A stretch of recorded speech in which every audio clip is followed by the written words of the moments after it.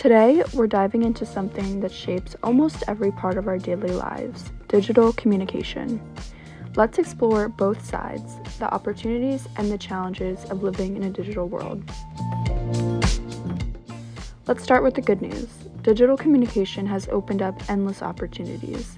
Thanks to platforms like Instagram, LinkedIn, and WhatsApp, we can connect, share ideas, and build communities instantly, no matter where we are in the world. According to the Pew Research Center's Global Attitudes Project, more than half of citizens in countries like the US and Israel use social networking sites, and in 15 out of 21 surveyed nations, at least a quarter of the population is active on social media.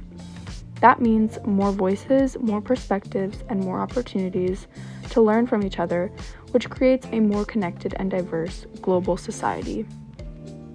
Another huge advantage of digital communications is remote work. Tools like Zoom, Slack, and Google Hangouts make it possible to collaborate from anywhere, your home, a cafe, or even another country. Remote work doesn't just keep productivity high, it also gives people more flexibility and freedom in their schedules, less commuting, more control, and greater balance between work and life. And during times of crisis, like the COVID-19 pandemic, remote communication literally kept society functioning.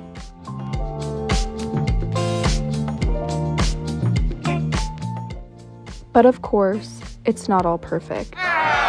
One major downside of relying too much on digital tools is the loss of interpersonal communication skills.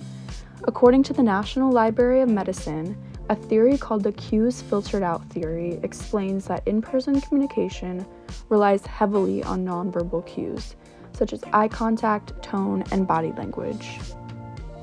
When we communicate mainly through screens, we lose those signals, and that can make messages feel less personal, less empathetic, and more easily misunderstood. In fact, studies show that people who are heavy digital users perform worse at interpreting nonverbal cues, meaning they may struggle with empathy or reading emotions in real life. Another huge challenge of digital communication is misinformation. The internet spreads information faster than ever, which is great when that information is true, but false or misleading content can travel even faster. Social media rewards attention, not accuracy. And with so much content flying at us constantly, many people don't stop to fact check before sharing. The spread of misinformation divides societies, confuses audiences, and creates distrust online. So, now what? First, it starts with digital literacy and fact-checking. Before sharing something online, always make sure it's true. Take the Rutgers bus boat prank, for example. It was an April Fool's joke, but many people, including me, believed it at first and started sharing it as real news.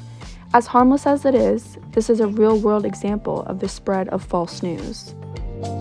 Second, we need to create meaningful relationships offline.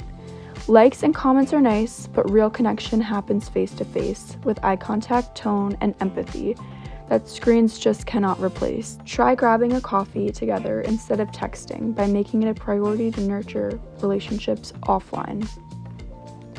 Third, just because we can be connected 24/7 doesn't mean we should.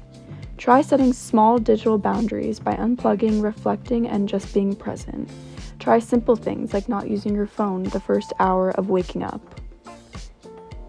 Lastly, use technology to grow and not just to consume. There's so much potential in the digital world, like learning new skills, building a career, and connecting with people who share similar interests as you. Instead of just scrolling, be intentional with what content you interact with and consume. And most importantly, let's remember that technology isn't the problem, it's how we use it.